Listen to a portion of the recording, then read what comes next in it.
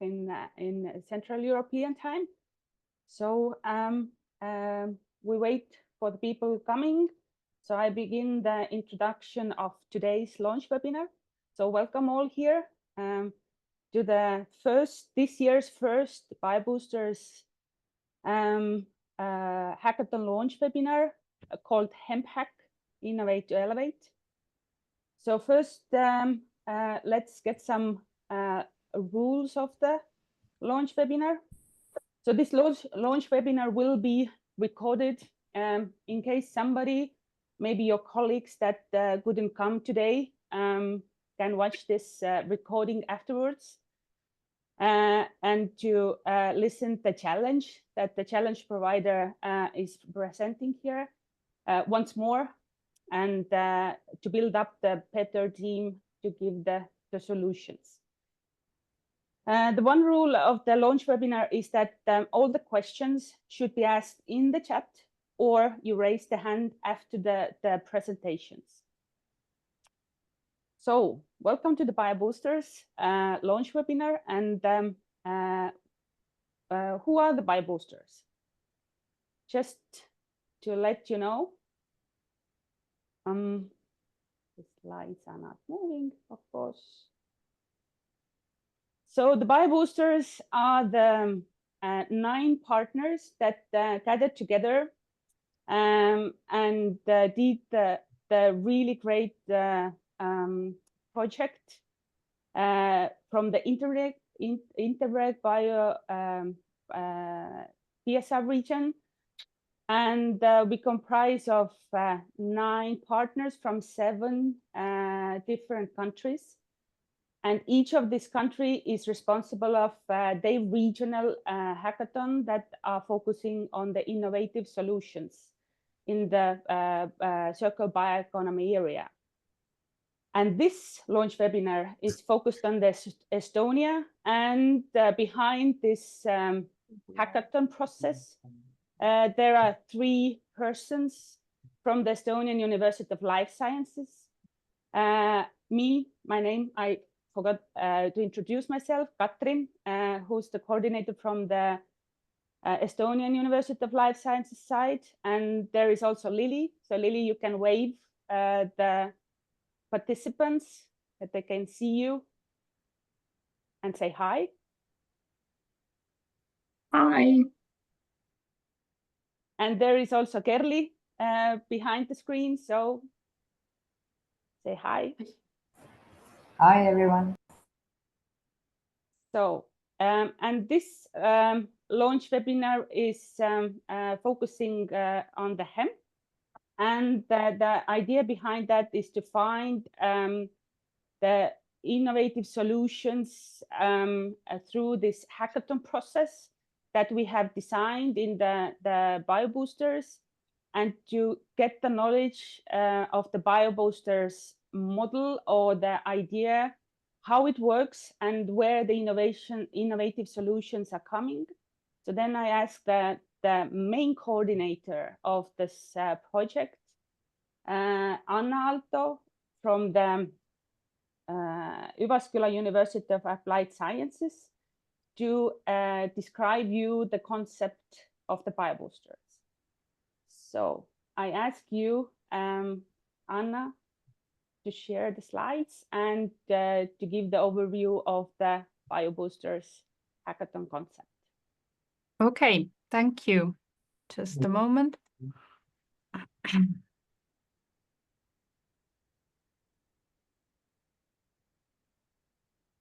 So BioBoosters is a project, network, and accelerator here at the YAMK University of Applied Sciences.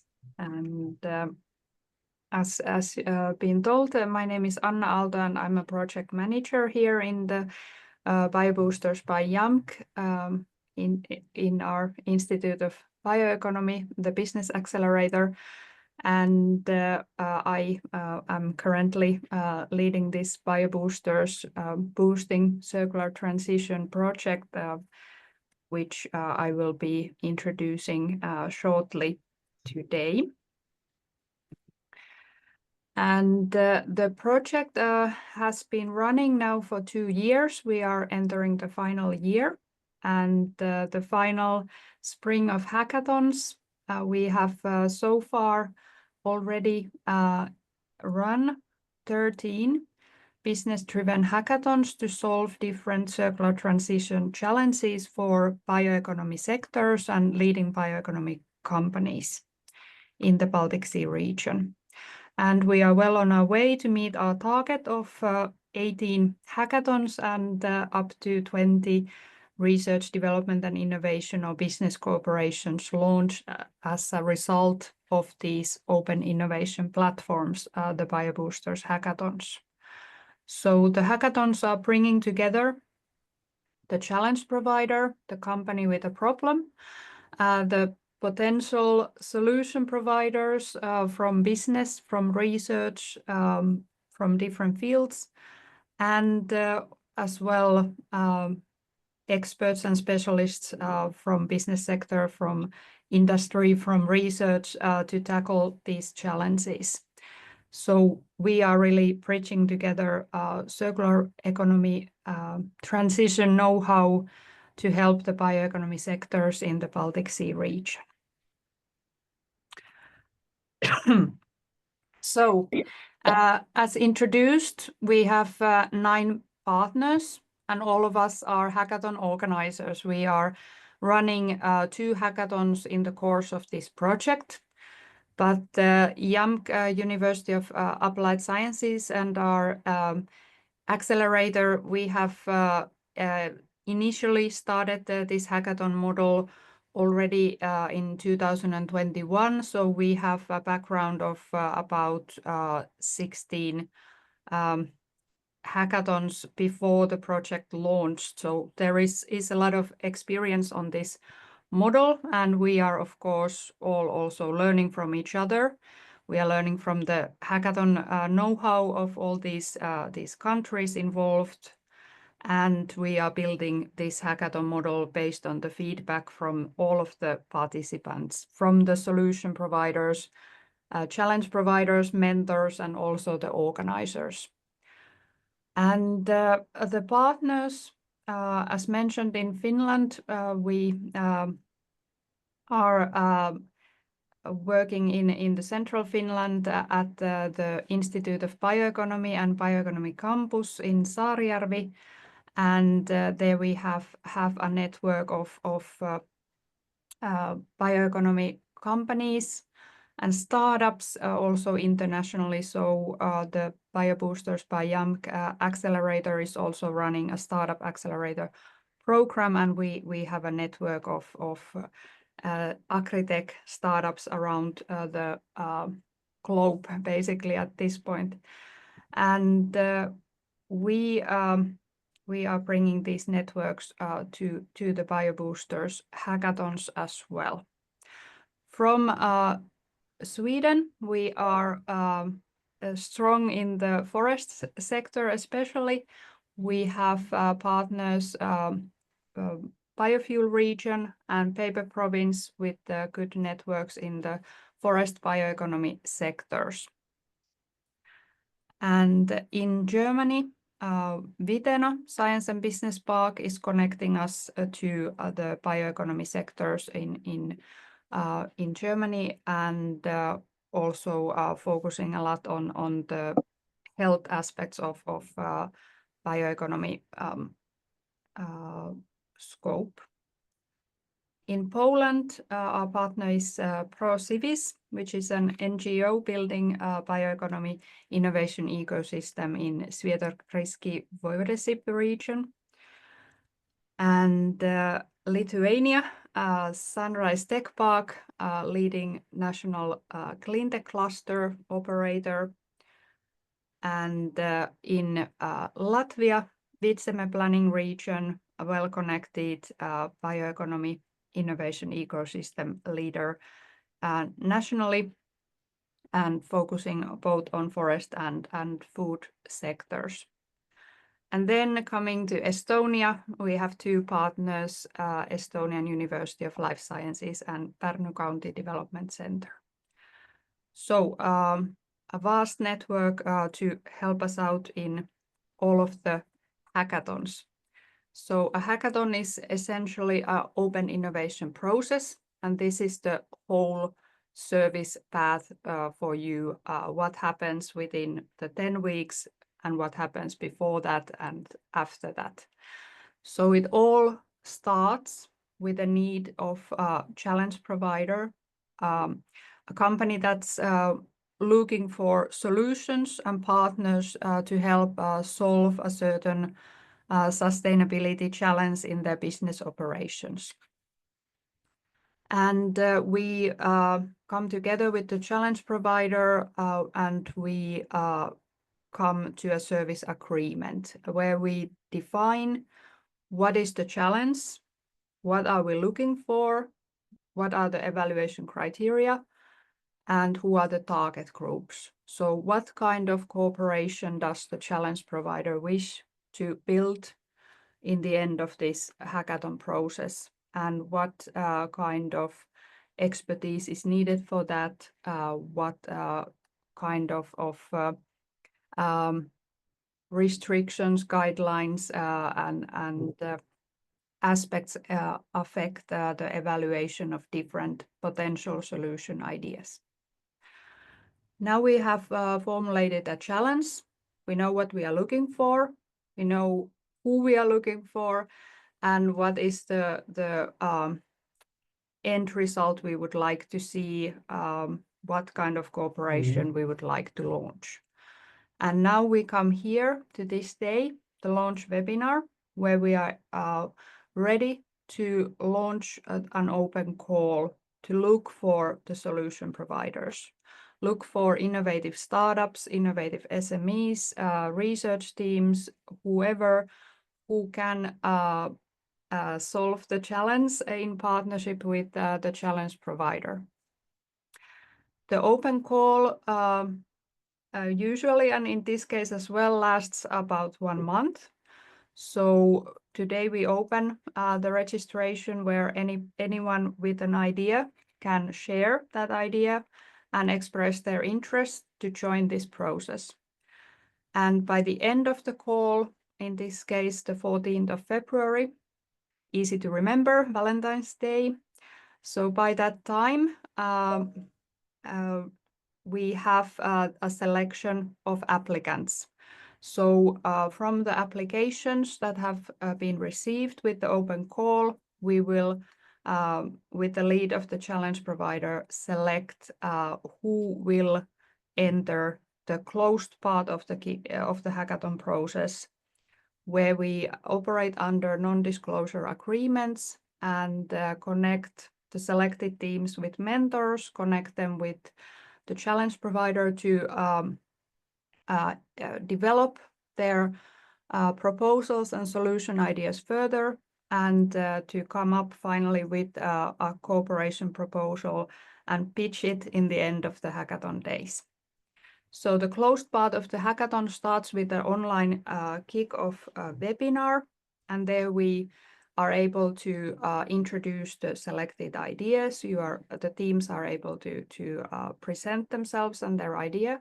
They will get feedback from the mentors and the challenge provider, and we are able to start the dialogue about how to improve these proposals, give more information from the challenge provider's side, and we are then working on this online platform in house space to get ready for the hackathon. Hackathon is a 2-day event on 13th to 14th of March in this case, and the first day is dedicated for networking and mentoring, so that the teams are able to still finalize their proposal. And the second day we will hear the pitch presentations from the teams, and the jury made of the challenge provider representatives mainly will then deliberate and select the teams that can enter into further negotiations about cooperation with the challenge provider. So this is the overall process we have been working on and improving with every hackathon delivered so far. And in the scope of this project, we have these 13 hackathons delivered so far. We have been especially working on challenges around valorization of biological side streams, which is also relevant here in this case. We have been working on digitalization solutions and transitioning to bio-based industries, so from fossil-based materials and ingredients to bio-based ones, and establishing new value streams. So from the 13 hackathons, we have launched 17 cooperations, 10 of them international. There have been 170 applicants who have sent in their application, their idea and description of their team, and requested to join these hackathons, and 19 teams have been selected. We have seen teams coming from different countries. We have the countries in the network, of course, represented, but also teams coming from other Baltic Sea region countries, other EU countries, and outside EU countries. So we are actually getting more and more international teams to apply to these hackathons. And that has been a continuous progress. And really, last autumn, we had the most international hackathons so far, but it is really getting a lot of attention now internationally. And one of the reasons is, of course, that the word of mouth is spreading. We have over 400 hackathon alumni now from this project, so participants of these processes, and over 1,300 followers in LinkedIn. So we do welcome you to join this community with us. And talking about LinkedIn, that is where you can find the latest information of all the open calls. We will have 6 or 7 open calls this spring, and also the results are coming out and we are featuring them in LinkedIn. So we have recently published the impact review of the first 9 hackathons, and the impact stories are coming up, and we will see the results of the started cooperations along the way. So thank you, and I can take some questions if there is time. Thank you, Anna, for the presentation of the model. So if anyone has a question, now it's the time. We have a couple of minutes for the questions.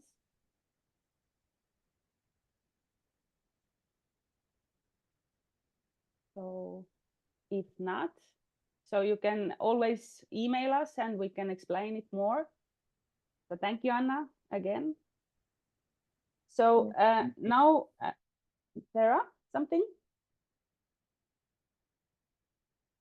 No? So now the next speaker is the most important one, the challenge provider from the Nordic Hemp, Ardi Oja, who is the CEO of the Nordic Hemp Corporation. So now he will outline the challenge and what are the expectations and the challenges. And yeah, Ardi, the screen is yours.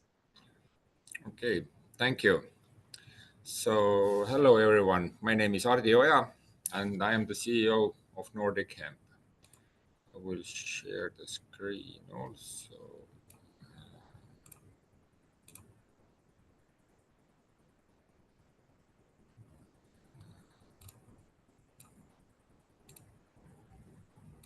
So can you see it?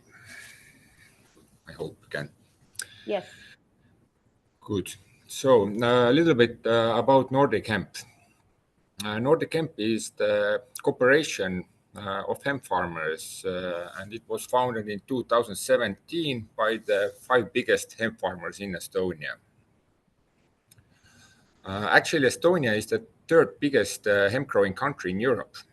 In total, around 7,000 hectares. Germany is the second one, also around 7,000 hectares, but France is the biggest one. And from these 7,000 hectares, Nordic Hemp grows hemp on approximately 4,000 hectares every year. And the problem is we don't collect fibers and stalks, we only collect the seeds. For example, in Germany and in France, lots of hemp growing is specialized only for the hemp fibers. But here in Estonia, we collect only the seeds and stalks are left behind. We are one of the biggest hemp seed processors in Europe, and our main markets are all around Europe and North America. Our main products are hemp hards or hulled hemp seeds, hemp oil, and different hemp proteins, all processed from seeds.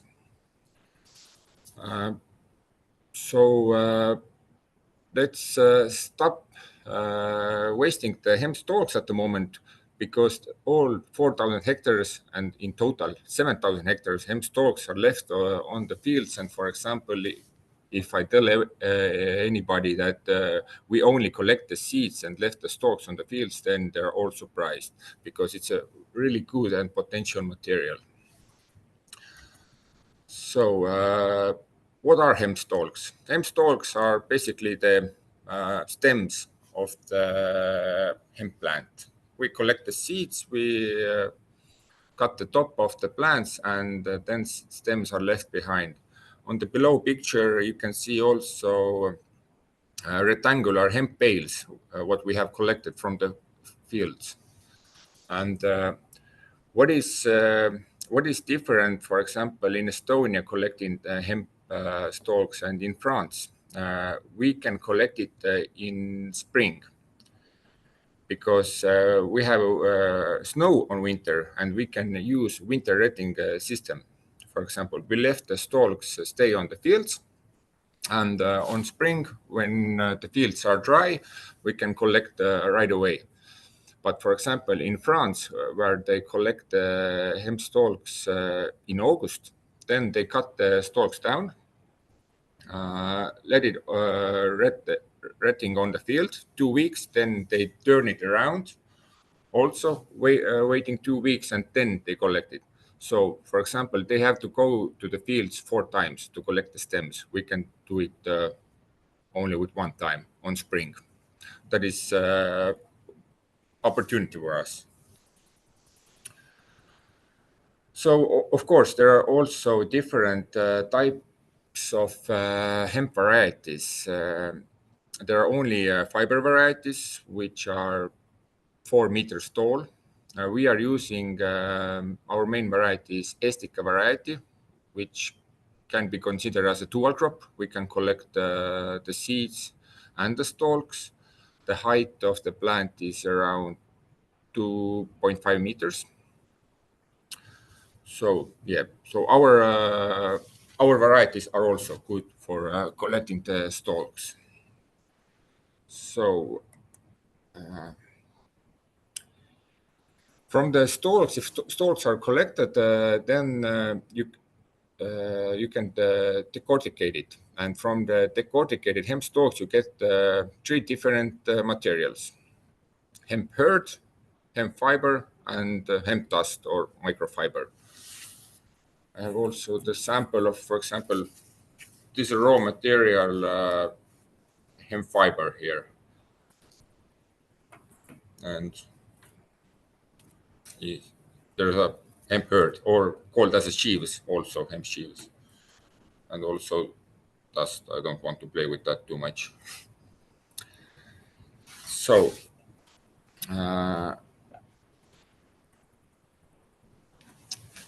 well, what is our goal for this hackathon?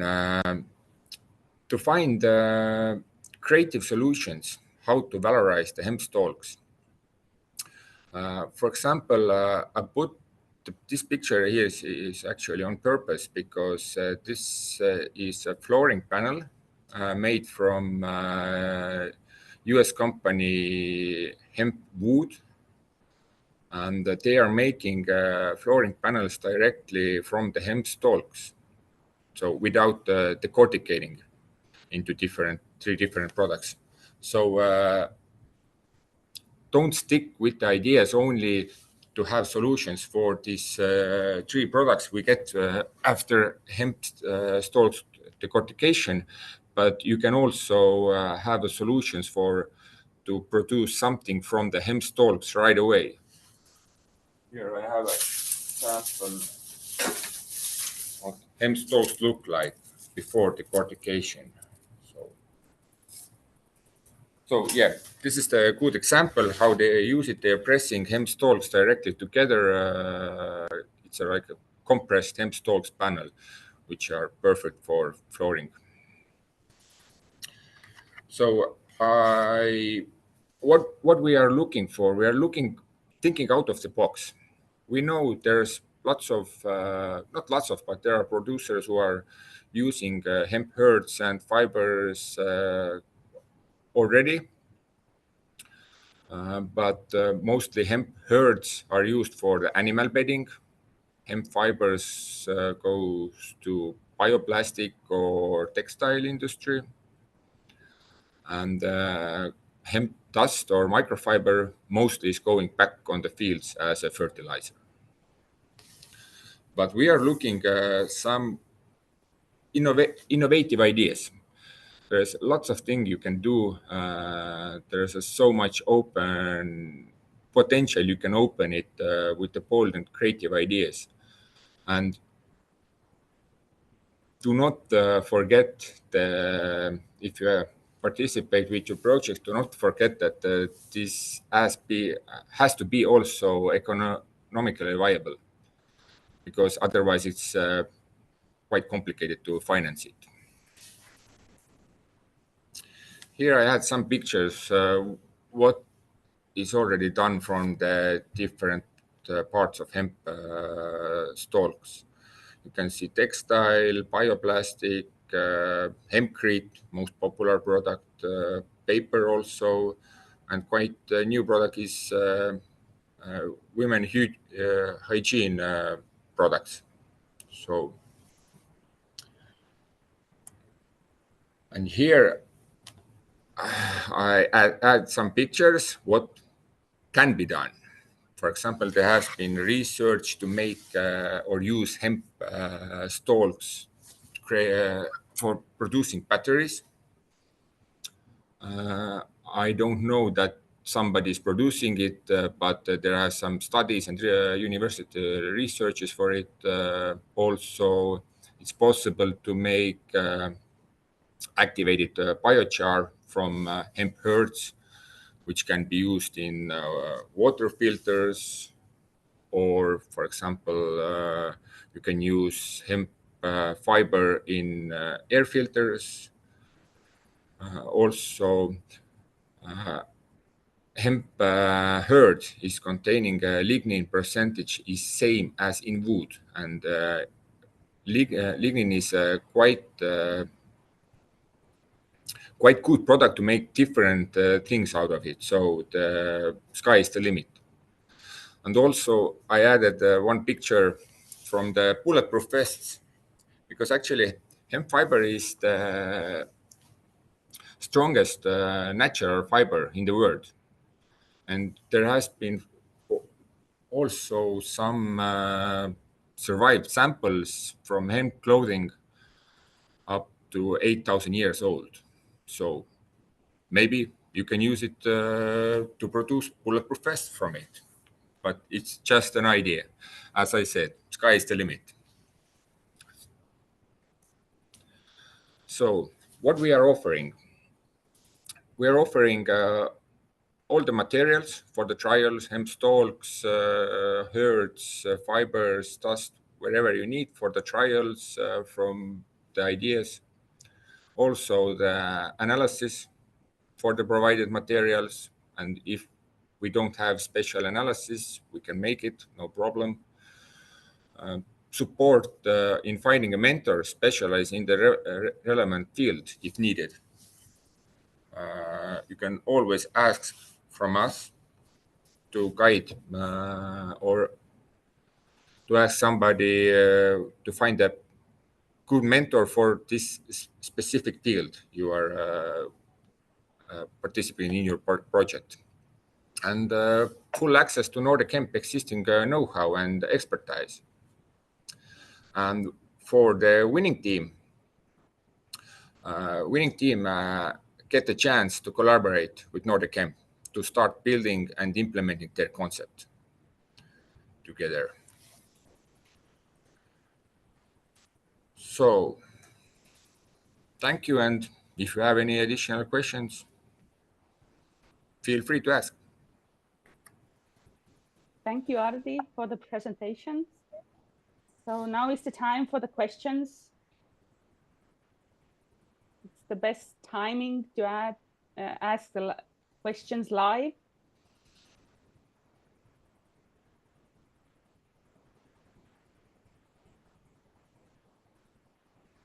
So if not, everything is so clear. Seems so. Or they are starting to think now for the innovative ideas. Irma asked how we get the sample materials. You can write me an email. My email was in the presentation also, rd@nordichemp.ee, and my email address is also in our website, and we can send sample materials for you. Any other questions? So if not, so thank you, Ardi, once again. Thank you. And now I get to the next presentation. The next presenter will be Francesco Merizzi from the European Industrial Hemp Association. So he will provide an overview of the growing potential of the industrial hemp in the bioeconomy sector and its role in fostering sustainable future. So Francesco, the screen is yours. Good morning, everyone. Thanks a lot for the invitation. It's great to see that there's an hackathon dedicated to hemp, and especially in the Nordics. So very happy to be here, and good luck to everyone. So I will give indeed a brief presentation on our association and the work that we do and what is hemp about around in Europe. I'm Francesco. I'm Senior Policy Advisor for the EIA, which is the European Trade Association representing in Brussels and in Europe, the farmers, the processors and traders of industrial hemp. What we do is lobbying, so advocacy to make sure that the legislation in the EU and in the countries is favorable enough to develop the sector, but we also work as a networking association of companies that work with all parts of hemp except smokable and vaping products. And of course, all the medicinal and recreational is not under the scope. Hemp is an oleaginous and fiber crop that can have different uses, and that is an historical crop in Europe.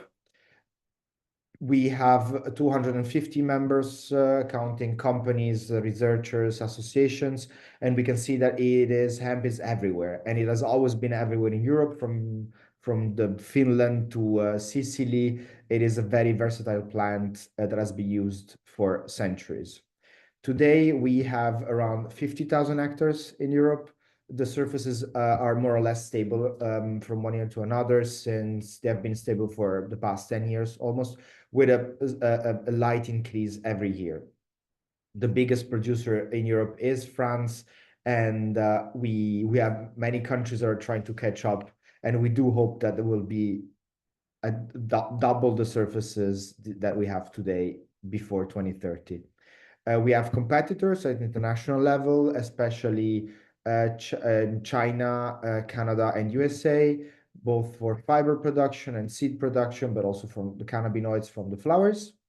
But we have a long road ahead. We are coming from a very big place, big production hub. Europe was counting around 400,000 hectares in 1940s. It was one of the major industrial crops in Europe, and it was used for, especially for the textile, ropes, sails, so a lot for maritime industry and for households. So hemp was literally everywhere until the Second World War. After that, what happened? Well, the synthetic fibers were much more interesting from an economic standpoint. Hemp was very labor intensive. And of course, that was in the US, the demonization of the cannabis, because hemp is the cannabis plant. It's just not psychotropic, not narcotic, because it has a too low level of THC. The production dropped between the 60s and the 2000s to 10,000 hectares, mostly grown in France. But we have been seeing since the beginning of the 2000 a sharp increase.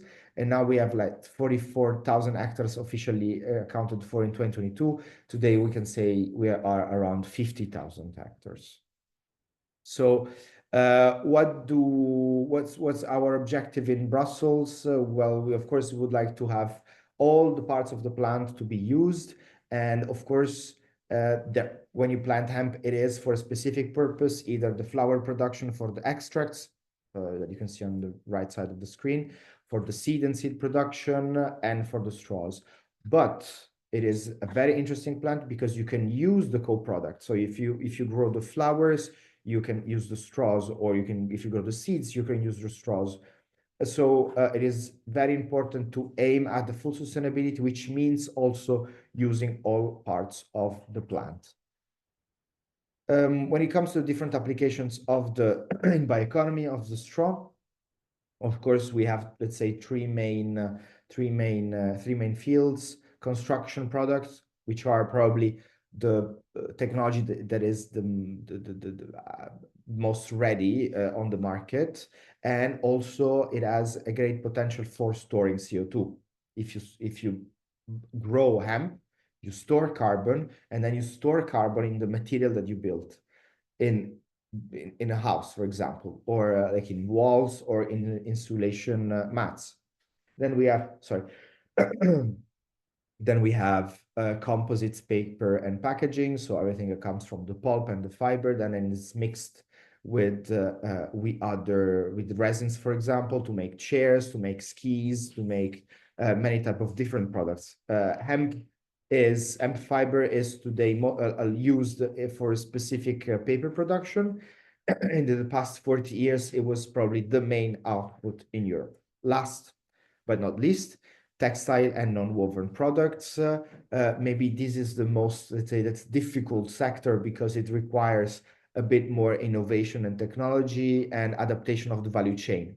You know how scattered the textile industry is around the world and how much it relies on synthetic fibers. So an adjustment is definitely needed.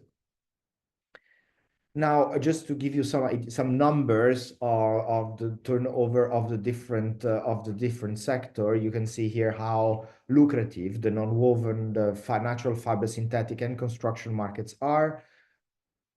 We are nowhere, literally nowhere. We only have a small niche, but just imagine just having not even like 1% of those numbers. That would already be like a great boost for a new sector and for bioeconomy. As I mentioned, the construction sector is probably the biggest market in perspective. It has the advantage that we can use it to decarbonize, to store carbon. And we have already seen big companies in the conventional construction sector getting interested in hemp.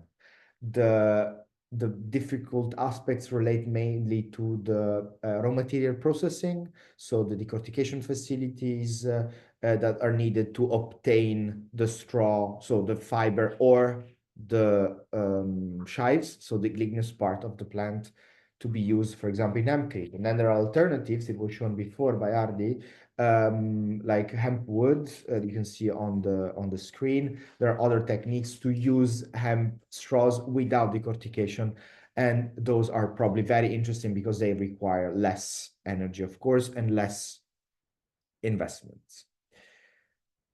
The fashion and textile sector is a bit difficult. Also, it's very conservative, and we really need major investment to adapt and to make sure that hemp comes back as a main commodity, as a fiber.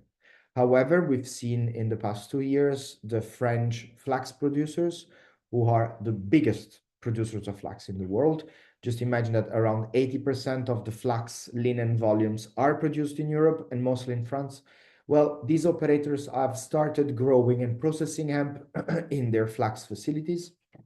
And today we have around 3,000 hectares planted only for long fiber, so fine long fiber that will enter the textile sector. And of course, there is India and China that are working with short fiber, mostly cottonized. What does it mean cottonized? That it's mixed with cotton. So it can be used in cotton carding machines. And of course, it's less, in terms of quality, it's a bit less nice than long fiber, but it is very, very useful for many applications, especially the denim sector, where, by the way, I mean, jeans, the first jeans were made out of jute and hemp in the US using the old sails of the boats. We have today decortication facilities in different countries. Of course, as I said, France is the biggest producers, but there are others. We don't have reliable data, so it's very difficult to say how much we produce in total, but we're gonna get there because in 2026, the countries in Europe will be obliged to collect data also on the hemp sector. The long fiber will increase, definitely. We can count on a very efficient flax sector in Europe, but also the short fiber the short fiber that is currently the most, the technical short fiber that is most common fiber will keep on growing.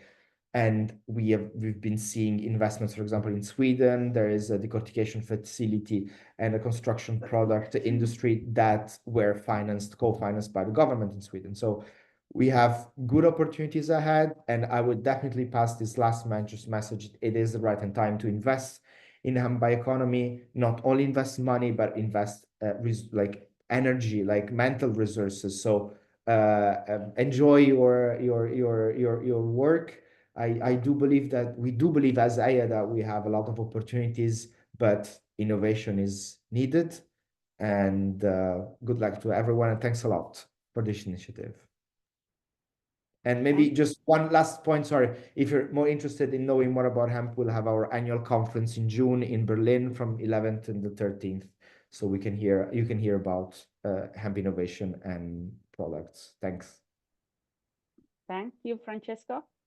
So any questions? So I was just wondering, why is France the first one? Because of the fashion and the painting history behind the France? So France is the first country in production because they maintained the hemp production after the Second World War. The story says that it is mostly because in France there was de Gaulle who was opposed to the US hegemony in Europe. So let's say that the sector was a bit conservative when it comes to their traditional industry, and so agriculture kept breeding and growing hemp and processing hemp. So that's the main reason. So they've always been big producers of hemp. Thanks. Any questions? If not, thank you, Francesco, once more. Thanks. It was really interesting. Have a nice day. Bye-bye. Thank you.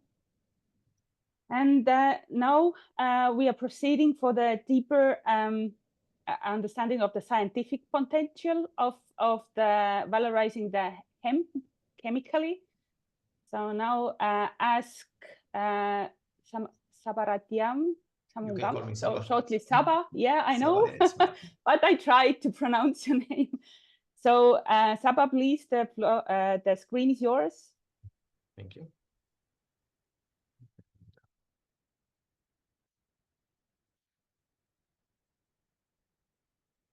Hello all.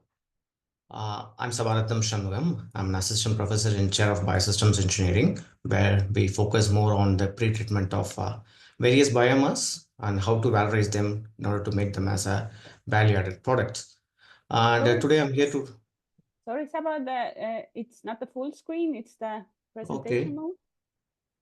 Are you able to see this now? Is it fine? We can see the slides, but we see the other slides as well. Now we see the presenter view. Okay, is it fine now? No?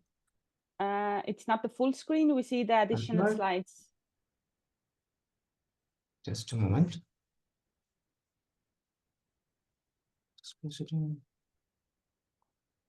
You have to change present the screen to the. Yes, let me just. Yeah. Now? Yes, now. Yes. Okay. Sorry for that.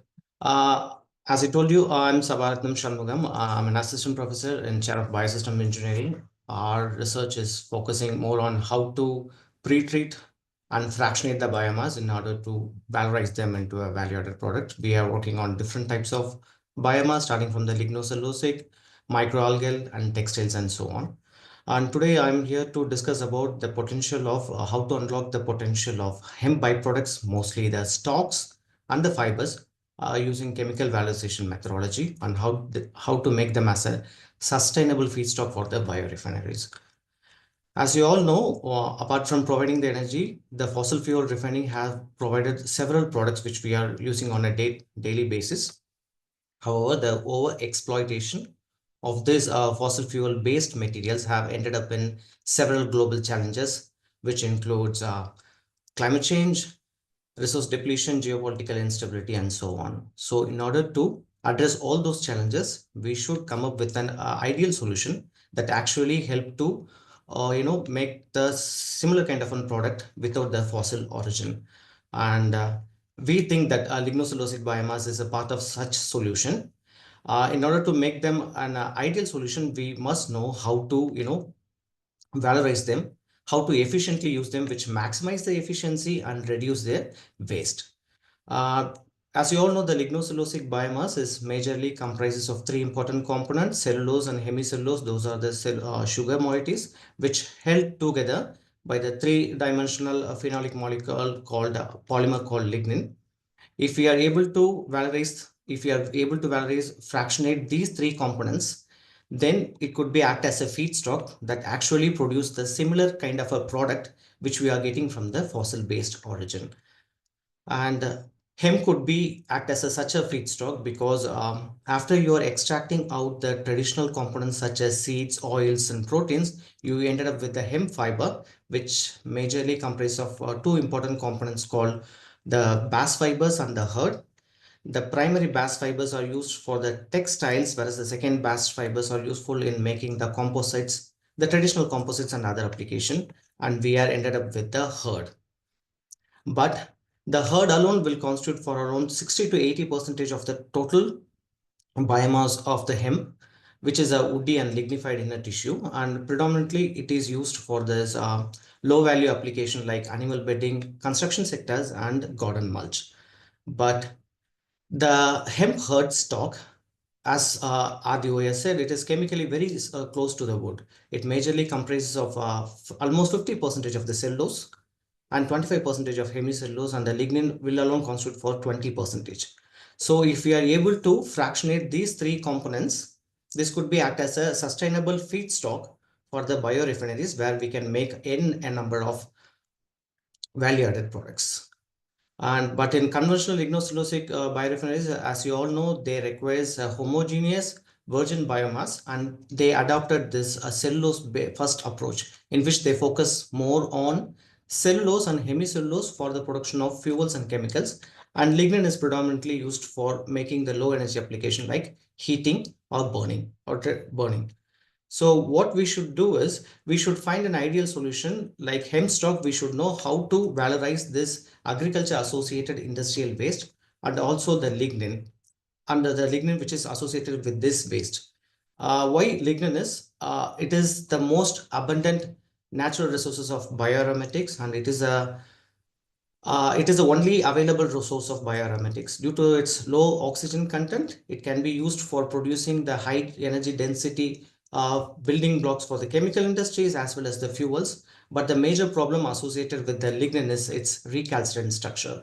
Due to its highly polymerized structure, we cannot depolymerize the lignin very easily to generate the monomeric aromatic chemicals, which is of high commercial value. Hence, the lignocellulosic biorefineries have to change the technology from lignin first approach, from cellulose first approach to lignin first approach, where we can cleave the lignin with the high fractional cleavable bonds that is near to its native structure, so that it can be easily valorized into high value added product. If we able to achieve that one, we can actually maximize the combined value addition of all the three components such as cellulose, hemicellulose and lignin, rather than optimizing the valorization of cellulose. As I told you, if we are come up with that ideal solution, then we can use all three components, that is cellulose, hemicellulose and lignin from the hemp hurd for the production of value-added products such as fuels, chemicals and materials. Hence, we need an ideal pre-treatment or a fractionation process that could maximize this hemp hurd potential. And these are the these are the pre-treatment technologies that we are currently investigating in our lab. That is gasification, pyrolysis, ionic liquid mediated fractionation, explosive decompression, and torrefaction.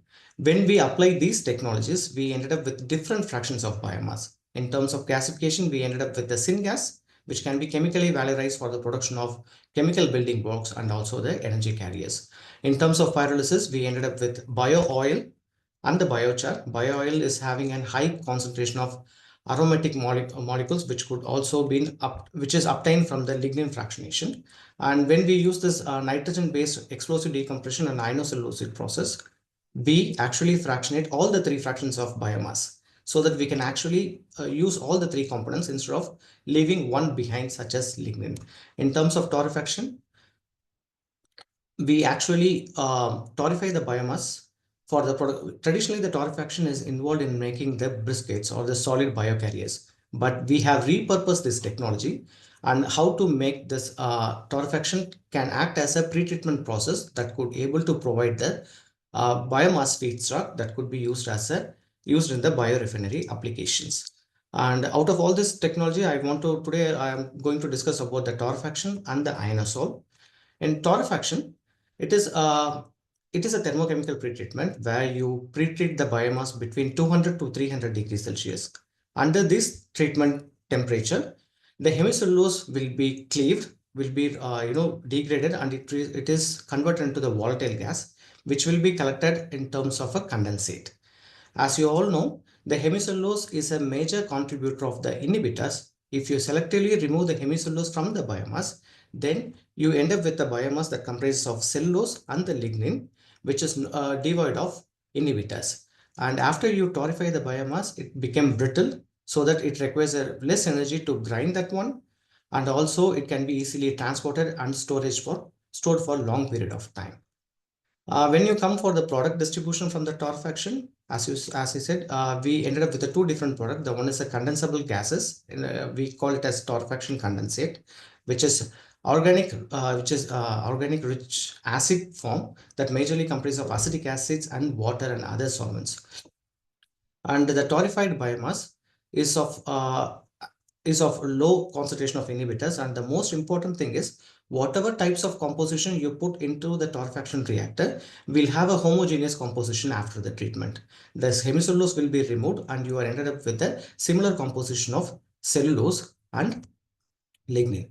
You can use this torrefied biomass for the as a feedstock for the biorefineries to produce the bio-based chemicals. In our lab, we are working on how to convert this feedstock into the production of biosurfactant, say for example as specialty chemicals. And we also use this torrefaction condensate as a co-feedstock for the production of biogas and volatile fatty acids. The volatile fatty acids will act as a chemical building blocks for the chemical industries. And we also use this torrefaction condensate for the production of exopolysaccharide from the through algal cultivation. However, the major problem is the lignin is still associated with the biomass. So we need to remove the lignin from this torrefied biomass, not as a technical lignin.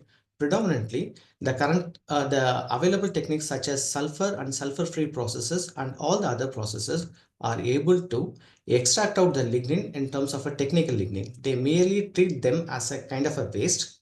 They either employ harsh chemicals to extract out the lignin as a waste that severely impair its quality and alter its molecular architecture, which makes them more recalcitrant towards the further depolymerization process. Hence, we are in need of finding an alternate pretreatment technology where we can use environmentally benign chemicals that can be recycled for several times, which efficiently cleaves the lignin in its near native structure.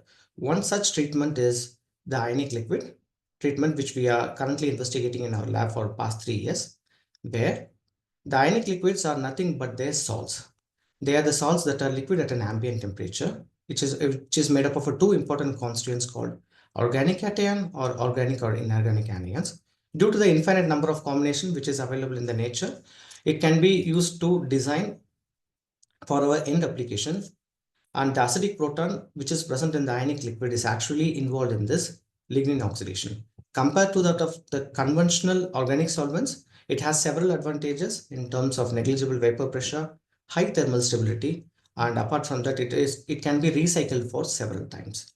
Hence, if we are able to implement this ionic liquid based integrated biorefinery approach for the hemp residues, you can actually, along with the torrefaction, you can actually fractionate all the three important components.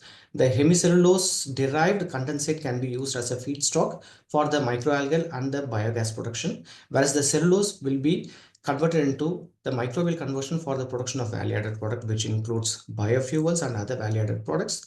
Whereas the lignin, either it can be chemically modified for the production of nanomaterials or the nanofibers or packaging materials. Further, we use the same ionic liquid and then we can valorize them electrochemically, which is considered as one of the green technology for the production of monomeric components, which has high market values. The key takeaways are, if you're able to find the pretreatment process and if you're able to integrate with your valorization process, then you can actually improve the market value of the hemp waste, which could be able to position them as a kind of an important residues in the circular bioeconomy. Thank you. Thank you, Saba. So, any questions to Saba? So it was really chemically overwhelmed presentation, but really innovative solutions. So now is the time for the questions. But if not, so we hope that Saba will be also the mentor of in the hackathon. So you can reach him anytime. So if there are no questions, then I ask the last speaker of the launch webinar, Evelyn. Hello. Hello. It's good to be here, and I will share some slides as well.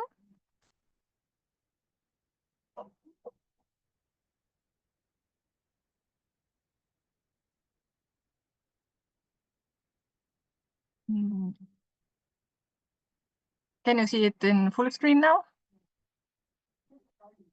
Yeah, väga hea. So my name is Evelyn Loit-Harro, and I'm a professor in sustainable agriculture. So now I cannot say that we're switching gears, but we are going back to the source of this valuable biomaterial. And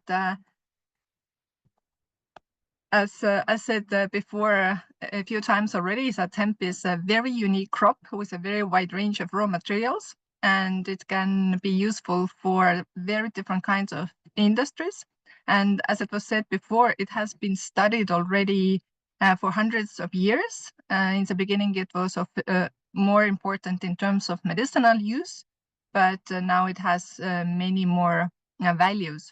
And as Hardi said as well, in Estonia, we have reached, in terms of production area, we have reached to 7,000 hectares, but there is so much more potential. And that's one of the reasons why we are here. Hemp has many economic and environmental values in terms of production. And I also brought out here that all of the solution providers, you will be evaluated based on those sustainability in terms of environment, and also in terms of economic viability. So when we talk about resource production, hemp has very many positive aspects that I want to bring out. So first of all, in production, it needs quite, well, this reliance on chemical inputs is quite small in compared to other agricultural crops, such as, let's say, wheat or oilseed rape, for example. So this is very important in terms of, well, environment and economy as well. Hemp is also resistant to different diseases and pathogens, and even still today, even though we have been growing it for several years, so which means that it is good as a field because we don't have to use pesticides, and it also has a very good role in crop rotations. So this is in agriculture, we usually grow crop. Well, we have to use different crops after each other or using one field. And hemp has this very good skill of or trait to break those disease, how to say, disease. So anyways, this next crop is not that vulnerable to different diseases. It is also suitable for organic farming because of this, the previously mentioned facts that it needs less nutrients and it is able to grow without well, synthetic pesticides, which is important. Also, what I wanted to say about the crop rotations, it is that at least in these Nordic conditions, we are lacking new crops and rotations, especially, well, looking at our weather right now, when we had a very sort of warm, I mean, our ground is not frozen, and then we have this lots of snow, which is going to be melting. This can have a very strong effect on our winter crops, more common ones such as oilseed rape and, well, winter wheat potentially as well. And in this sense, it would be good to have something new. And yeah, so that's one important thing. When we're talking about the climate already, well, winter is one thing, but during the spring and summer, what we have is we have more drought events during, and we have seen it over the last 5 to 10 years. So here, hemp is able to bring the water from the lower levels, and it can tolerate the drought better than the other crops. And it can also prevent soil erosion because, again, people from Tartu area, if you're listening, then last year we had this one day in Tartu where we had basically 1 month worth of precipitations came down in one day, and this basically flooded away like tons of soil from the fields. But hemp is good in this sense because it's strong, it has good root system, it can keep the soil in the place. Also, it is able to support the biodiversity, so it is also very well in line with the different European Union sort of like Green Deal and farm to fork strategies. So it is giving more diversity in crop rotations, as I said. And also I read that it is producing pollen, which is good in sort of bringing or sort of supporting different insects. And last but not least, it is a very good carbon storage crop. And this is also one of the aims that we want to have in European Union. And when we can make products that keeps this carbon inside in the product for 100 years, and this is a very, very good aim. We have studied hemp in Estonia during last maybe even 10 years. And mostly it was a variety Finola that we used, but during the last couple of years, we have studied Estica as well, that Ardi already mentioned before.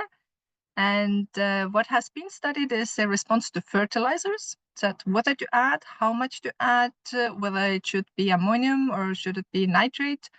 Also, we have tested that is colleagues in Estonia, colleagues in our university at the Estonian University of Life Sciences. They have studied sowing time as well and sowing rate. And I just brought out here the seed yield in 2019 and 17, which is published results. So the seed yield was from 1:1 to 1.8 tons per hectare. And the protein yield was 26%, and it's important to note that the protein yield did not depend on the nitrogen input, but the yield was a little bit dependent on it. We haven't studied too much of this biomass in general. In Estonian conditions, it's very variable, so I'm not able to tell you right away that is it like 10 tons per hectare of the biomass when we're talking about the stalks and the hurd, but it can also be 20 tons per hectare. So this is some things that we have to look into it. What is inside of the component, inside of hemp, the components that was already covered quite much in the previous presentations. So definitely cellulose, hemicellulose, and lignin is the major component. And that's why hemp is able to keep or hold at least 44% of carbon in its biomass, which is a significant amount. In the seeds, we also have oil, which is rich in omega-3 fatty acids. We have protein, which is very important, but not maybe that important within this hackathon. We have dietary fibers. And last but not least, there are more than 100 bioactive compounds that have been detected and measured in the seeds and in the leaves as well. And I have to say that it is not the ones that have a psychoactive impact, but most of them have other maybe potentially useful impacts. Use of hemp, basically what has been said as well, but basically all in one slide. The seeds that you can use for feed and food, and oils, which is important, which is good. The inflorescence we can use for also cannabinoids, and we can use it in different cosmetic components and also pharmaceutical industry. The stem can be used, well, as shown before, from paper to the textiles, and the biomass in general has different uses as well. But where I went to, basically, because Katrin gave this last position, so basically how to come to this, how to say, to get this like bigger pictures at what we have to look at when we have the resource. I can assure from the field side that we do have this resource, and the conditions are even better with every year. But now when you're trying to find the solutions at what we can do with this resource, we need to think about the risks that we have in our society today. And in my opinion, one a very good overview is put together by World Economic Forum. So they estimate the global risks every year. So this is a slide from last year, 2024. And when you're looking at this, basically, so it's 10 years, so from today until 10 years later, all the boxes that are marked with green color are the risks that we have that come from the environment. So extreme weather events that I mentioned as well, that hemp can tolerate them. We have critical changes in earth systems in general, food systems, energy systems. The biodiversity is something that we are losing, and we need to do something about it. And number 4, maybe is most relevant to the hackathon that we have today, that's the natural resource shortages that we are going to face, that we have less resources, and that has a very strong impact. And maybe also last thing here is pollution, which is an issue as well. And actually, even here, hemp can provide some solutions. Maybe, and I definitely recommend, like when you Google the World Economic Forum top 10 risks, you will find the entire report. But I suggest that you actually look at the links, that when we have, for example, this natural resource shortage, then this has relation to other risks that maybe we will not see directly. So for example, here is a very strong link with the chronic health conditions. Definitely it has also a link with security and stability in the society as a whole. So it would be, I think, interesting to look at the the risks that we have, and then try to see how we can solve those risks with the products that we get from the hemp as such.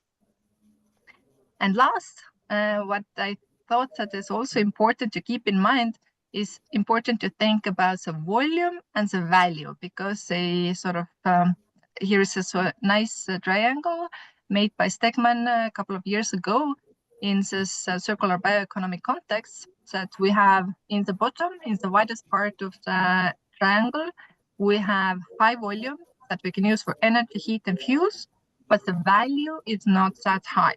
And when we go to the top of the pyramid, then we get those fine chemicals and pharmaceuticals alike, that in volumes they are very small, but the value is very high. So you are obviously free to think about different pyramid levels, but it's important to keep this volume and value point in mind.